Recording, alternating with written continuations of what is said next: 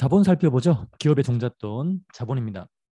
먼저 허생전, 여러분 고등학교 때 배웠던 내용인데 이 허생전의 자본을 이해하기 쉽게 그 자본의 본질적인 내용이 이 허생전에 녹아 있어요. 그래서 허생전 내용의 일부를 살펴보면서 자본을 깊이 있게 이해해 봅시다. 자, 허생은 글 읽기만 좋아하고 와이프가 바느질품을 팔아서 입에 풀칠을 했죠. 네. 경제적인 측면에서 이 허생은 집안 살림에 전혀 도움이 안 되는 그런 분입니다. 이제 와이프는 허생에게 돈을 벌어오라고 구박을 합니다. 자, 이에 못 이겨서 허생은 한양 제일 부자인 변 씨를 찾아갑니다. 변 씨는 은 1만 양을 이 허생에게 빌려준 거죠. 조달해 준 겁니다.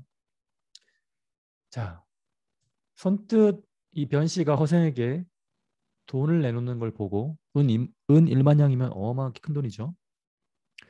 자, 허생과 같이 거렁뱅이처럼 보이는 자에게 왜 돈을 빌려주느냐고 물었습니다.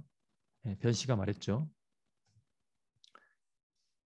남에게 뭔가를 빌리러 오는 사람은 자기 뜻을 대단히 선전한다는 건 부풀린다는 거죠. 그리고 신용을 자랑하면서도 비굴한 그 빛이 나타나고요. 말을 중언부언, 그렇죠? 했던 말 또 하고 뭐 그런다는 얘기죠.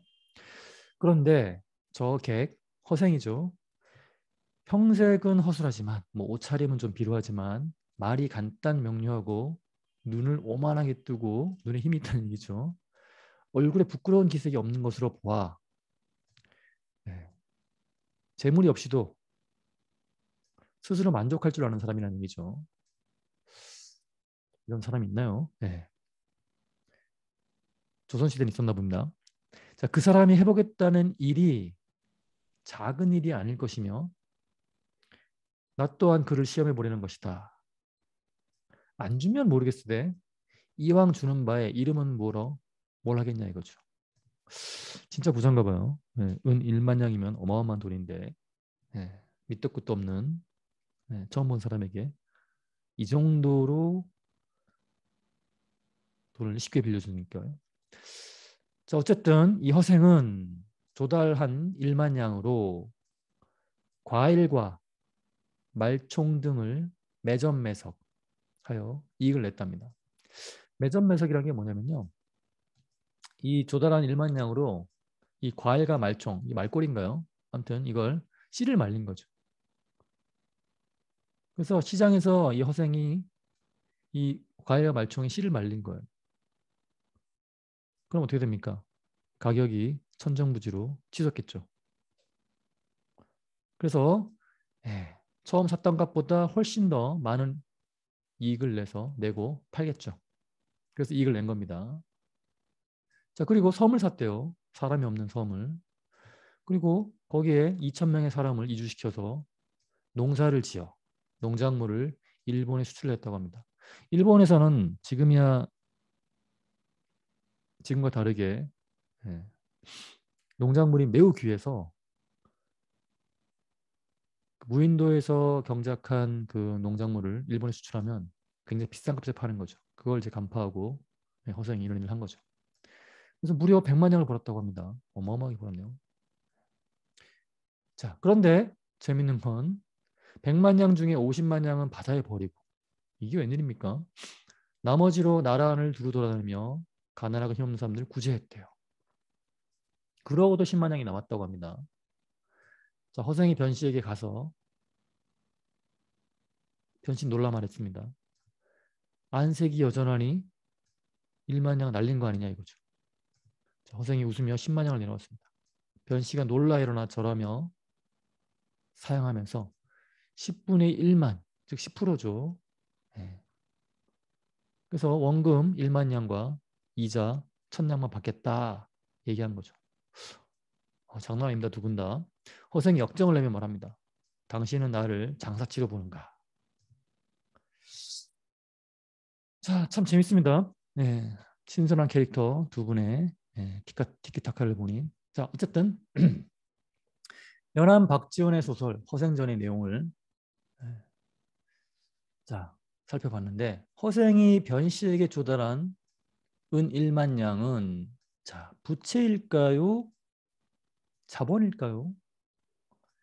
자, 변 씨는 10분의 1, 즉 10%죠. 10% 이자를 받는 부채로 생각을 한 것 같아요. 그런데 허생은 자기가 번 돈, 그렇죠? 네. 즉 뭡니까? 물론 100만 양을 벌었지만 90만 양은 써버리고 10만 양에서 원금 1만 양을 제외한 9만 양을 이 변 씨에게 돌려주는 거죠. 자, 여러분, 채권자는요, 돈을 빌려줄 때 그 원금과 그리고 받기로 한 이자만 챙겨갈 수 있어요.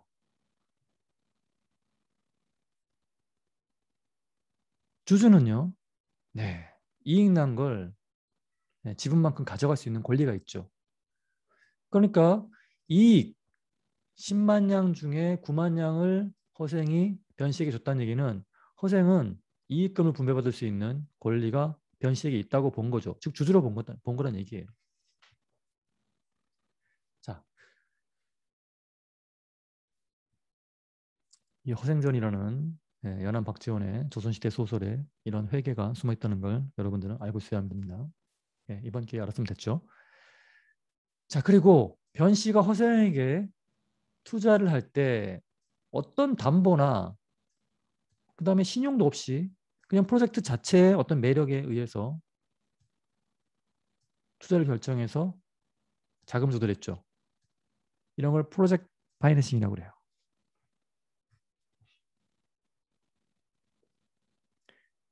자,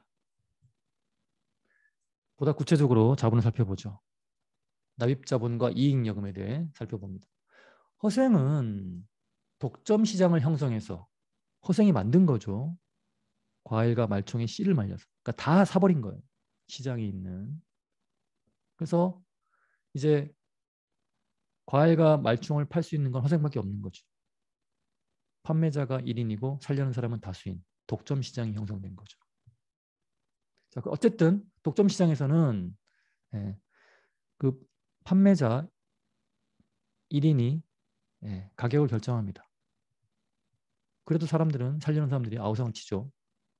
어쨌든 그렇게 해서 이익을 창출하고 투자를 하죠. 무인도를 구입해서 토지를 개간해서 농작물 생산 능력을 확보한 거죠. 그리고 농작물을 일본 등에 비싼 값에 수출합니다. 일본은 농작물이 매우 비싼 값에 팔리는 곳이죠. 그렇게 해서 이익을 확대하는 것이죠. 이익금 중 50만 양은 허생이 바다에 버렸는데 그 이유는 뭐냐면요. 갑자기 나라 안에 화폐가 많아지죠. 그러면 인플레이션이 발생합니다. 즉 화폐값이 똥값이 되는 거죠. 그러면 경제가 왜곡이 되는 특히 가난한 사람들이 죽어납니다. 그걸 염려해서 허생은 화폐값이 똥값 되는 걸 방지하기 위해 50만 양을 바다에 버리는 거예요. 그리고 40만 양은 자선활동을 통해 사회에 환원을 한 거죠. 나머지 10만 양을 주주인 변 씨에게 배당한 겁니다. 이익금의 일부를 돌려주는 거죠. 즉 허생은 변 씨를 주주로 본 겁니다. 즉 자녀 이익을 처분한 것이죠. 그리고 회사를 청산한 후 다시 그를 잃은 생활로 돌아간 거죠. 문득 궁금한 건 허생이 와이프에게 돈 안 가져간 건가요? 다시 집에 가서 구박을 받겠네요. 자, 아무리 능력 있는 허생이라도 사업을 하려면 투자금이 필요합니다. 기본적으로는 투자자로부터 자본을 투자받는데 주주인 변씨 입장에서는 이것을 출자한다고 합니다. 투자받는 허생 입장에서는 출자받은 돈을 납입자본이라고 부릅니다. 또는 자본금이라고도 합니다. 자, 허생이 사업을 통해 벌어들인 이익은 계속 쌓여갔는데 이걸 이익잉여금이라고 하죠. 즉 이익이 쌓인 거. 자, 납입자본은 쉽게 말해 씨앗이고요. 이 씨앗으로 키워낸 곡물이 이익잉여금인 거죠. 그런데 배가 고프다고 씨앗을 먹게 되면 다음에 농사를 지을 수 없듯이 이 이익잉여금 모두를 주주에게 배당을 하는 건 아닙니다. 그렇죠? 물론 배당할 수 있습니다. 네. 자, 그런데 주주에게 배당을 할 때 씨앗을 배당할 수 없는 거죠. 그럼 다음에 농사 어떻게 짓습니까? 그래서 납입자본은 건드리지 말고 이익잉여금만, 네, 이익잉여금 범위 내에서만 주주에게 배당할 수 있는 것이죠. 어쨌든 네, 납입자본은 한번 들어오면 밖으로 빠져나갈 수 없어요. 웬만해선. 자, 이 납입자본은 다시 자본금과 주식 발행 초과금으로 나눕니다. 주식의 발행가액 중에 액면가액 부분이 자본금이 되고요. 액면가액을 초과하여 주주들이 납입한 금액이 바로 주식 발행 초과금이 됩니다. 이 주식 발행 초과금은요, 주주와의 거래로 인한 잉여금입니다. 따라서 이익을 낸 게 아니고 자본 잉여금으로 그룹핑하는 것이죠. 자, 자본 잉여금에 대해서 좀 더 살펴볼까요? 자, BTS가 속한 그 엔터테인먼트사 빅히트 엔터테인먼트였는데 이름을 바꿨죠. 하이브로. 이 하이브가 2020년 10월 15일 한국거래소에 상장을 합니다. 주식을. 한 주당 임명가는 500원이었어요. 그런데 한 주당 13만 5천 원에 투자자에게 주식을 팔았어요. 이걸 공모한다고 그러는데 엄청나게 비싼 거죠. 액면가 500원짜리인데 몇 배입니까? 13만 5천 원에 주식을 판다고 해도 경쟁률이 607대 1이었대요. 너도나도 주당 13만 5천 원에 주식 달라고 신청을 한 거죠. 자, 이때 주당 액면가액 500원이 바로 자본금이고요. 액면가를 초과한 공모가액 얼마입니까 그러면? 14만 4,500원인가요? 14만 5천 원에서 500원을 빼니까 이게 바로 주식 발행 초과금입니다. 그러니까 주주가 13만 5천 원을 납입하죠. 회사에. 거기에서 자본금, 즉 액면 금액을 500원 뺀 게 바로 주식 발행 초과금인 거죠. 자, 그러면 모든 회사가 항상 잉여금을 가질까요? 2020년 말 쌍용 자동차의 자본 현황을 보시오. 자, 이익잉여금 가로열고 결손금이라고 되어 있는데 여기 가로가 씌워져 있습니다. 회계에서는 가로가 씌워져 있으면 뭐예요? 마이너스라는 얘기죠. 그러면 봅시다. 2020년 말 기준으로 3년 전에 이익이 쌓인 게 아니고요. 손실이 누적돼 있어요. 그래서 손실 누적액이 얼마입니까? 3년 전에는 824억이고요. 그리고 1년 지난 뒤에 이 손실 누적액이 4,218억으로 폭증합니다. 그리고 다시 2020년 말 현재 손실 누적액, 즉 결손금이라고 하는데 이게 얼마입니까? 9,116억이 넘습니다. 그럼 지금 주주로부터 조달한 자본이 이만큼인데 얼마인가요? 749억에 78억 더하니까 한 800억 좀 넘죠. 근데 그거에 거의 10배가 넘는 돈이 결손으로 쌓인 거예요. 그러니까 뭡니까 이거 지금. 보통은 이 씨앗이 자본금이죠. 그러니까 주주로부터 조달받은 돈. 이 씨앗이 알을 까서 이익잉여금이 즉 플러스가 쌓여가는데 그래서 자본이 뚱뚱해져요. 이익 난 것만큼. 근데 여기는 뭡니까? 자본이 뚱뚱해지기는커녕 손실로 인해 이 자본까지 씨앗까지 까먹은 셈이죠. 그래서 자본이 뭡니까? 마이너스예요. 마이너스. 이걸 자본 잠식이라고 합니다. 그러니까 총 자본이 마이너스가 되는 것이죠. 그러니까 사업을 잘 못해서 손실이 누적돼서 결국 주주에게 조달받은 그 씨앗까지 다 날린 거죠. 자, 회사가 보유하고 있는 토지의 평가 이익은요. 평가만 해서 보통 삼성전자가 보유하고 있는 토지 같은 경우에 한 4, 50년 전에 매입한 거죠. 그럼 땅값은 엄청나게 올랐죠. 삼성전자가 토지를 재평가합니다. 그러면 뭐 한 4, 50년 전에 뭐 한 1,000억에 산 게 지금 뭐 10조, 20조 하겠죠. 그러면 그만큼 뭡니까? 평가 이익이 발생하겠죠. 근데 그게 삼성전자가 땅을 안 팔았으니까 아직 그게 이익이 평가이익일 뿐이지 이익이 손에 잡힌 건 아니죠. 미실현됐다고 봐요. 자, 실현되지 않은 이익은 이익잉여로 갈 수 없습니다. 회사에 실제 그 이익이 들어온 것도 아니고요. 현금으로. 나중에 또 뭡니까? 시가가 떨어질 가능성도 있잖아요.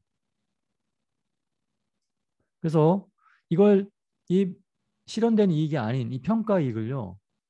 이익잉여금을 잡으면 이익잉여금은 주주에게 배당을 해줘야 되거든요. 그래서 이 미실현 이익을 주주에게 배당할 수 없기 때문에 이런 평가이익 같은 항목은 이익잉여금으로 보내는 게 아니고 어떻게 합니까? 기타 포괄적인 누계획으로 그룹핑하여 별도 관리합니다. 이익잉여금 처분에 대해 배워보죠. 임직원에게 임원과 직원에게 지급하는 그죠? 근로제강의 대가로 지급하는 대가는 급여 비용이죠. 채권자에게 돈 빌려준 대가를 지불하는 이자는 이자 비용입니다. 정부에 지불하는 법인세. 기업이 돈을 벌면 정부에 세금을 내야 돼요. 그게 법인세입니다. 역시 법인세 비용이죠. 다 비용입니다.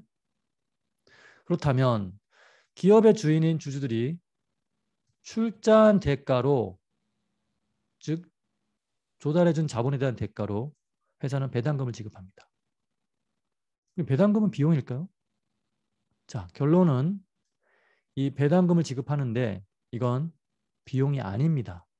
따라서 수익, 비용, 이익을 표시하는 손익계산서에 표시되지 않습니다. 오로지 뭡니까? 자본 변동표에 표시되는 것이죠. 배당금의 지급은 비용이 아니라서 손익계산서에 표시되지 않고 자본 변동표에 즉 이익잉여금의 감소잖아요. 배당을 지급한다는 얘기는 배당은요 이익잉여금을 썰어서 주는 거거든요. 그러니까 배당의 지급은 비용이 아니라 손익계산서에 표시되지 않고 이익잉여금의 감소이기 때문에 자본 변동표가 뭐예요? 자본의 변동을 표시하는 재무제표잖아요. 그러니까 이익잉여금은 자본의 일부잖아요. 그러니까 배당을 위해 이익잉여금이 일부 잘려 나가서 배당이 되기 때문에 이익잉여금의 감소, 즉 자본의 감소니까 자본 변동표에 표시되는 것이죠. 자, 배당금은 기업의 이익을 주주들에게 돌려주는 것이죠. 따라서 이 이익이 난 걸 기업이 이익을 나면 이건 누가 가져갈 수 있어요? 오로지 주주가 가져갈 수 있는 거예요.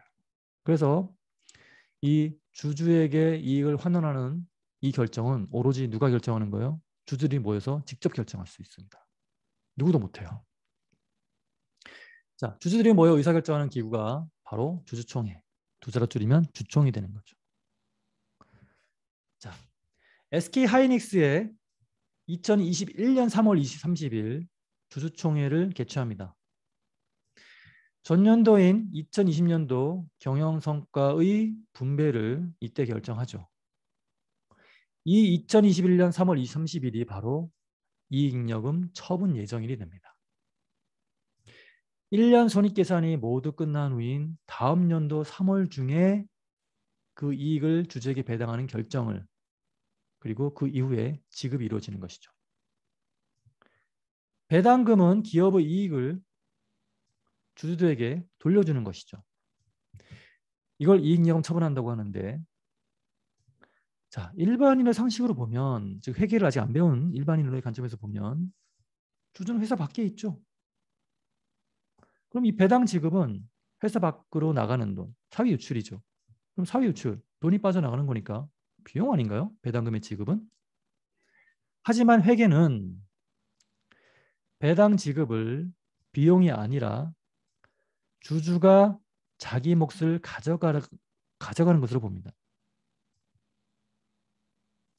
그리고 주주와 회사가 한 몸뚱아리로 본다면 이걸 자본주의 이론이라고 그래요. 이 자본주의 이론 관점에서 본다면 배당 지급은요.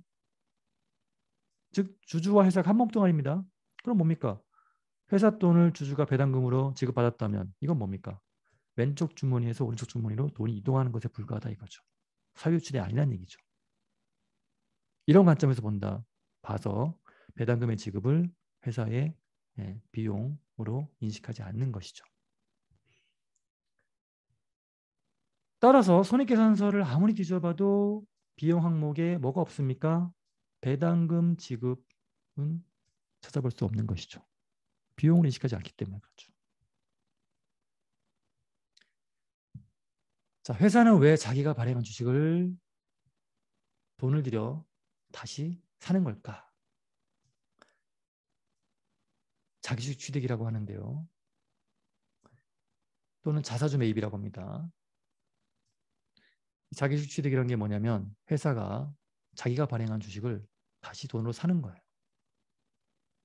2018년 말 삼성전자 주석을 볼게요. 자, 삼성전자가 자기 주식을 매입해서 이만큼 보유하고 있습니다. 금액으로 이만큼이죠. 얼마인가요? 6조 2281억 8,700만 원인가요? 6조가 넘는 돈을 들여 자기 주식을 취득한 거죠. 자, 그러면서 삼성전자가 뭐라고 하냐면 주가 안정 및 주주가치 증대를 위하여 블라블라 취득하여 주석에 기록하고 있다 이거죠. 그리고 자기 주식의 내역이 다음과 같아요. 주식수로는 몇 주입니까? 보통주 940만 주, 우선주 한 172만 주가 있고요. 각각 취득가액이 얼마입니까? 보통주 5조 5,600억 정도, 우선주는 667억 원인가요? 6,670억인가요? 이 정도 됩니다. 자, 자기 주식은 자본, 마이너스 자본인데요. 재무상태표의 주석에 포함된 자본의 기타 자본 항목에서 상세한 정보를 찾아오습니다. 이게 지금 주석의 기타 자본 항목인데, 자, 자기가 발행한 주식을 매입한 거죠. 그러니까 자기가 발행한 주식이니까 남이 발행한 주식을 매입해 왔으면 자산입니다. 근데 자기 주식을 자기가 매입한 거예요. 이건 자산이 아닙니다, 여러분.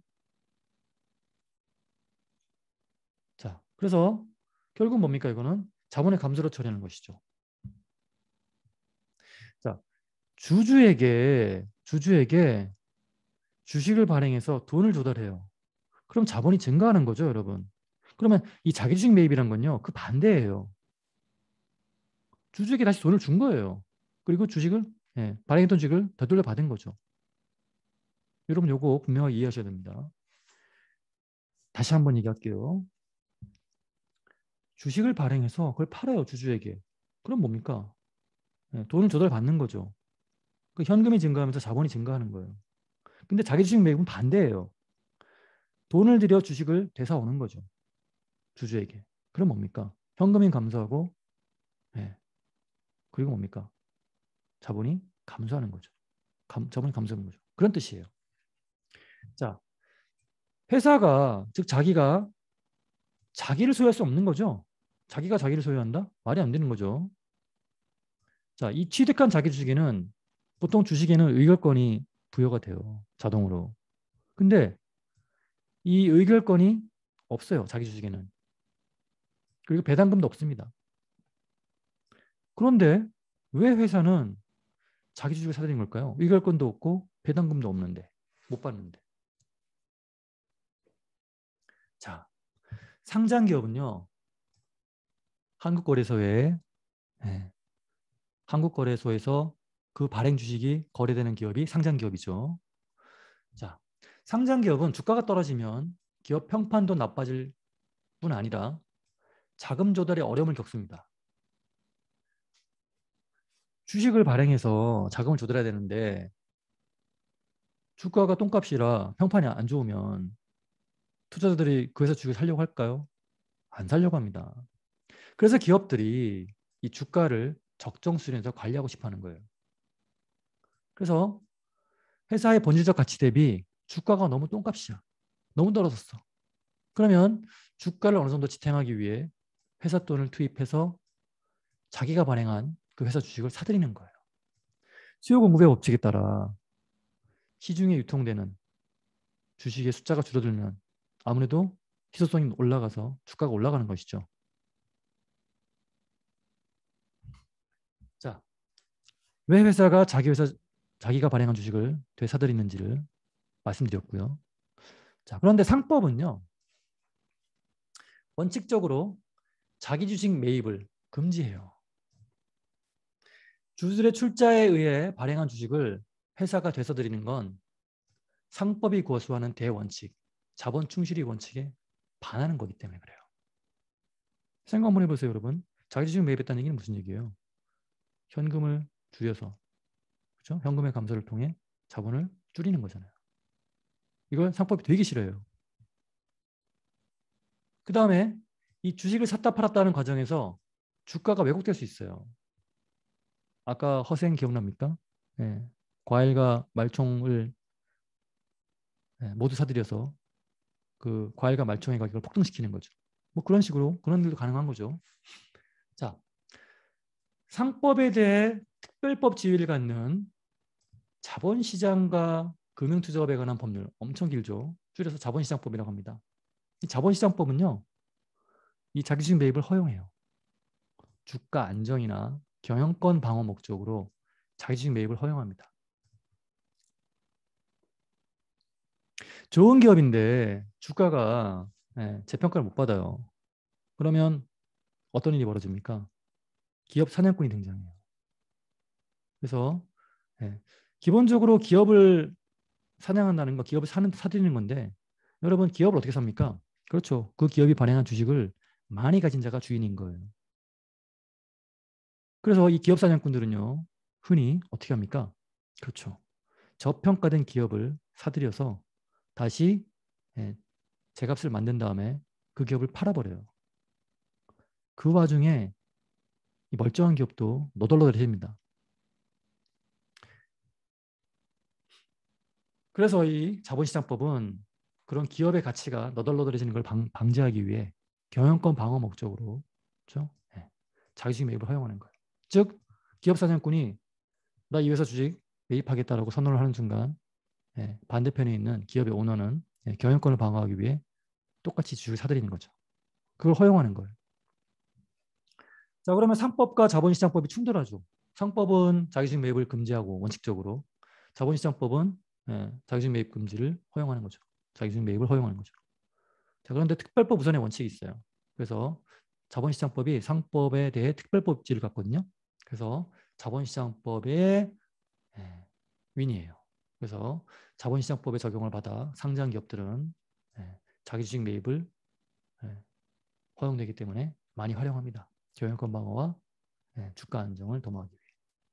자, 그런데 이 자기주식 매입 또 매입한 주식을 처분할 수 있어요. 다시 이 자기주식 매입과 처분에 대해서는 그 내용을 일일이 공시해야 돼요. 즉 외부의 이해관계자에게 즉시 알려줘야 돼요. 저 자기주식 매입합니다. 저 자기주식 처분합니다. 이런 식으로. 그리고 자기주식 매입 후 6개월 동안은 다시 자기주식을 처분할 수 없어요. 매각할 수 없어요. 따라서 자기주식을 매입해서 주가를 끌어올리겠다는 확실한 신호를 주기 위해 기업은 매입한 자기주식을 소각합니다. 태운다는 거예요. 그야말로 이제 희소성이 올라가는 거죠. 주식의 숫자가 줄어드는 거죠. 이 소각이란 사들인 자기주식을 불태워 없애버리는 거예요. 자기주식 소각으로 발행 및 유통되는 주식수가 줄어들며 회사의 주식 가치가 어떻게 돼요?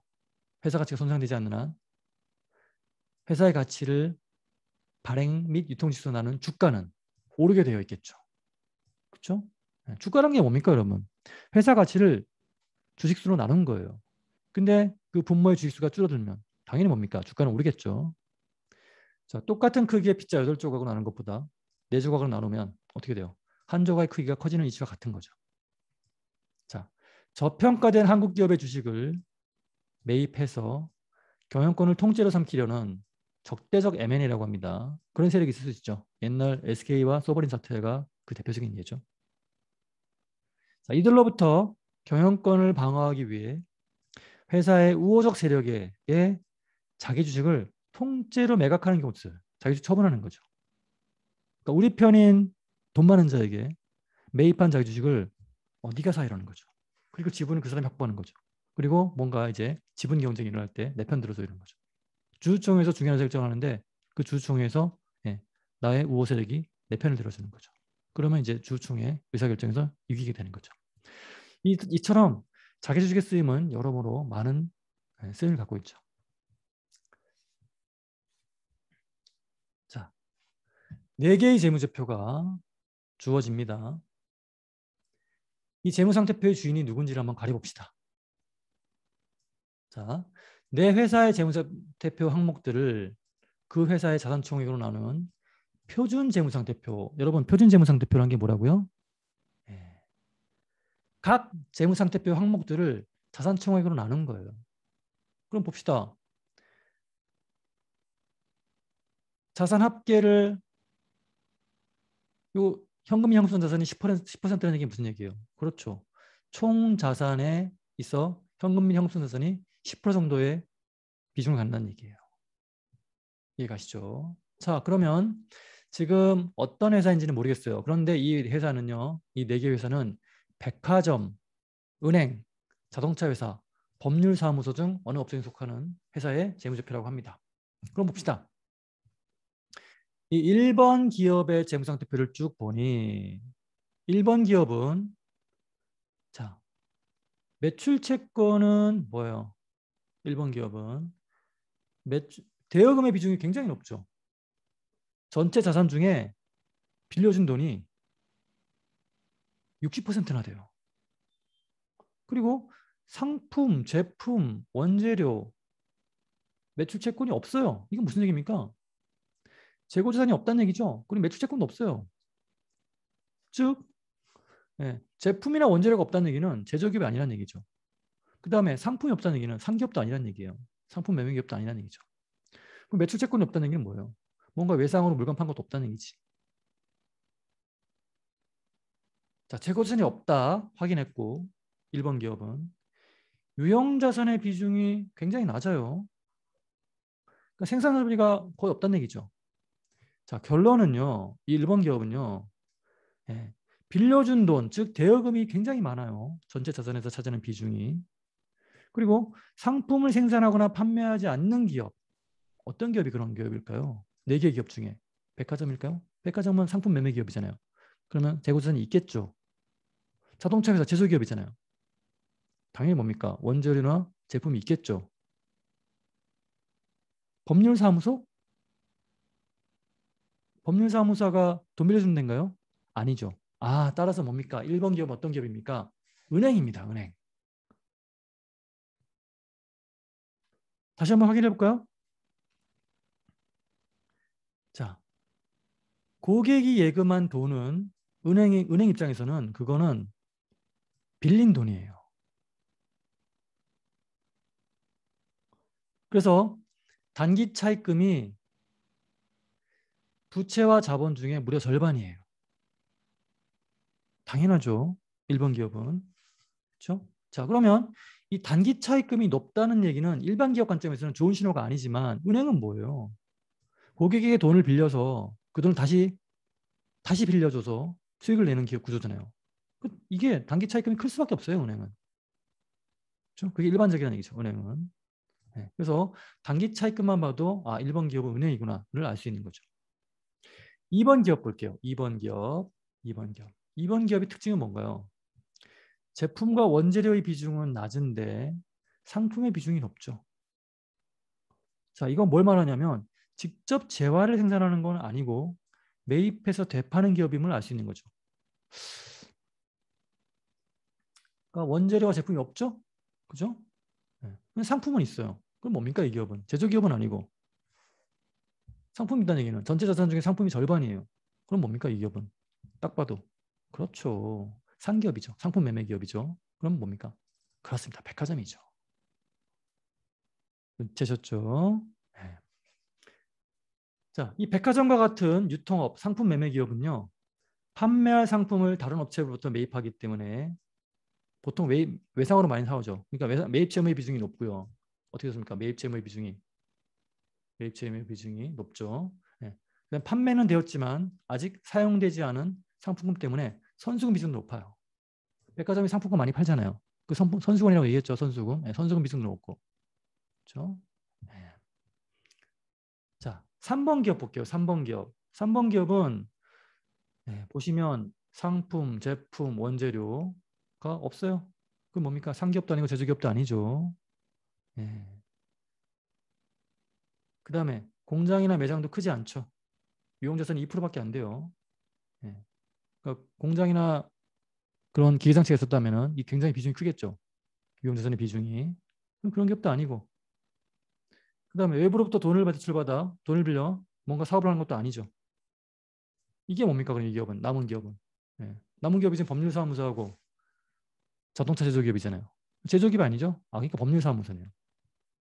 자, 법률사무소는요.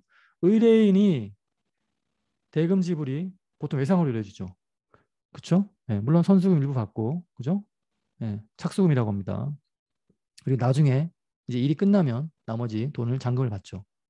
그래서 예, 외상값이 많죠. 그 매출 채권이에요. 그러니까 매출 채권의 비중이 크죠. 전체 자산에서 50%나 되죠. 그리고 보통 이런 탐정사무소는 건물주가 아니죠. 그렇죠? 예, 세를 들어 살기 때문에 뭡니까? 당연히 유형자산 비중이 낮죠. 4번 기업 볼게요. 상품은 없죠. 근데 제품 있고 원재료 있고 그리고 뭡니까? 유형자산 비중이 굉장히 크죠. 아, 딱 봐도 뭡니까? 이거 제조기업이죠. 자동차 회사가 분명합니다. 4번.